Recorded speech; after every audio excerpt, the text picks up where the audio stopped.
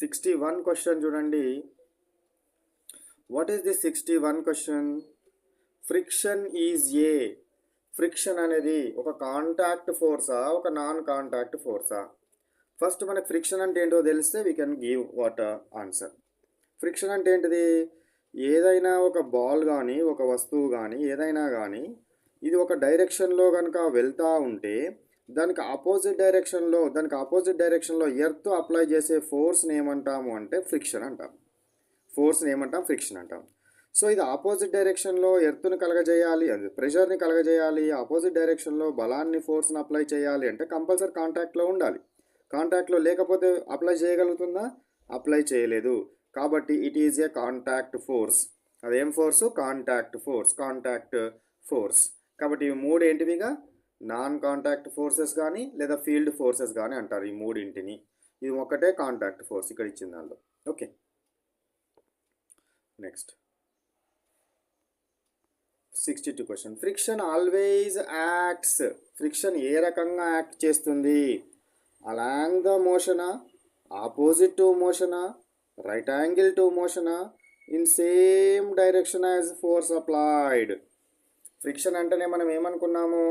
ఏదైనా ఒక వస్తువు ఇంకొక వస్తువుతో స్పర్శలో ఉన్నప్పుడు, ఇంకొక వస్తువుతో కాంటాక్ట్లో ఉన్నప్పుడు, వస్తువు ఒకవైపు కదులుతూ ఉంటే దానికి ఆపోజిట్లో అప్లై చేసే ఫోర్స్నే ఫ్రిక్షన్ అంటాము. ఫ్రిక్షన్ అంటున్నాము. కాబట్టి ఆపోజిట్ టు మోషన్. ఫ్రిక్షన్ ఎప్పుడు ఎట్లా ఉంటుంది? ఆపోజిట్ టు మోషన్ ఉంటుంది అనేది correct option. Come to 63 question. So 63 question చూడండి. The main cause of friction between two surfaces. రెండు సర్ఫేస్లు, ఇక్కడ ఒక ఆబ్జెక్ట్, ఇది ఎర్త్ అనుకోండి, ఇక్కడ ఒక బాల్ ఉన్నది. ఈ బాల్కి ఈ ఎర్త్కి ఈ మధ్యలో ఫ్రిక్షన్ కలగడానికి మెయిన్ రీజన్ ఏంటి అంటున్నాడు. మెయిన్ రీజన్ ఏంటి? ఇందులో చిన్న ఇర్రెగ్యులారిటీస్ ఉంటాయి కదా, ఈ బాల్లో కూడా ఇర్రెగ్యులారిటీస్ ఉంటాయి. అంటే మనకు స్మూత్గా అవుపిస్తుంది కానీ అంత స్మూత్గా ఉండదు దాని వాస్తవానికి. కాబట్టి ఇవి రెండు ఇంటర్లాకింగ్ అవ్వడం వలన, ఇర్రెగ్యులారిటీస్ ఉండడం వల్ల ఫ్రిక్షన్ అనేది కలుగుతుంది. సో ఇంటర్లాకింగ్ ఆఫ్ ఇర్రెగ్యులారిటీస్ వల్లనే ఫ్రిక్షన్ అనేది అరైజ్ అవుతుంది. So C is correct option. Next 64th question చూడండి. On a smooth surface friction is. ఒకవేళ కొంచెం రఫ్గా ఉన్న సర్ఫేస్ తీసుకోండి, స్మూత్ సర్ఫేస్ తీసుకోండి. స్మూత్ సర్ఫేస్ మీద ఫ్రిక్షన్ ఏ విధంగా ఉంటుంది? తక్కువగా ఉంటుంది. ఎందుకు? ఇంటర్లాకింగ్స్ తక్కువ అవుతాయి అంటే గరుకుదనాలు తక్కువ అవుతాయి కాబట్టి ఫ్రిక్షన్ అనేది తక్కువగా ఉంటుంది. జీరో ఫ్రిక్షన్ కాలేదు. జీరో అని ఇచ్చినాడు ఇక్కడ, జీరో అనుకునే రాయింత.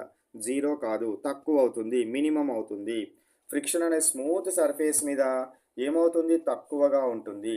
నునుపు తలాలపైన ఈ ఇంటర్లాకింగ్స్, ఎగుడు దిగుడులు ఉంటాయి కదా, అవి తక్కువగా ఉండడం వల్ల ఫ్రిక్షన్ అనేది తక్కువగా ఉంటుంది.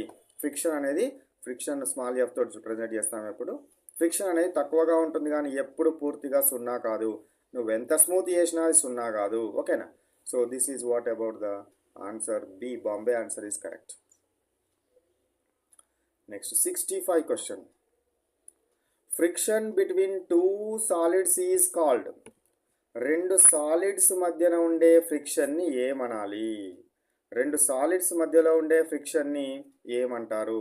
ఇదొక సాలిడ్ సర్ఫేస్ ఉంది, ఇదొక సాలిడ్ సర్ఫేస్. ఈ రెండింటి మధ్యలో ఉండే ఫ్రిక్షన్ను ఏం ఫ్రిక్షన్ అంటారు? రోలింగ్ అంటారా, స్లైడింగ్ అంటారా, ఫ్లూయింగ్ అంటారా, ఎయిర్ డ్రాగ్ అంటారా? ఎయిర్ డ్రాగ్ అంటే ఎయిర్కి మధ్యలో ఉంటుంది. ఫ్లూయిడ్కి మధ్యలో ఉండేది ఏమంటారు? డ్రాగ్ అంటారు. మరి స్లైడింగ్, ఒకదాని మీద ఒకటి జారుతూ ఉంటే దాన్ని ఏమంటారు? స్లైడింగ్ అంటారు. అంటే ఇది జారుతూ ఉన్నట్టే అర్థం. రోలింగ్ అంటేనేమో గుండ్రగా తిరగాలి, రోలింగ్ అంటే తిరగాలి కాదు. కాబట్టి ఏ ఫ్రిక్షన్? ఇక స్లైడింగ్ ఫ్రిక్షన్. ఏం ఫ్రిక్షను? Sliding friction. రెండు సాలిడ్ సర్ఫేసెస్ ఒకదాని మీద ఒకటి జారేటప్పుడు, ఒకదాని మీద ఒకటి కదులుతూ ఉన్నప్పుడు ఉండే ఫ్రిక్షన్ని స్లైడింగ్ ఫ్రిక్షన్ అనాలి. ఏం ఫ్రిక్షన్ అనాలి? స్లైడింగ్ ఫ్రిక్షన్ అని అనాలి.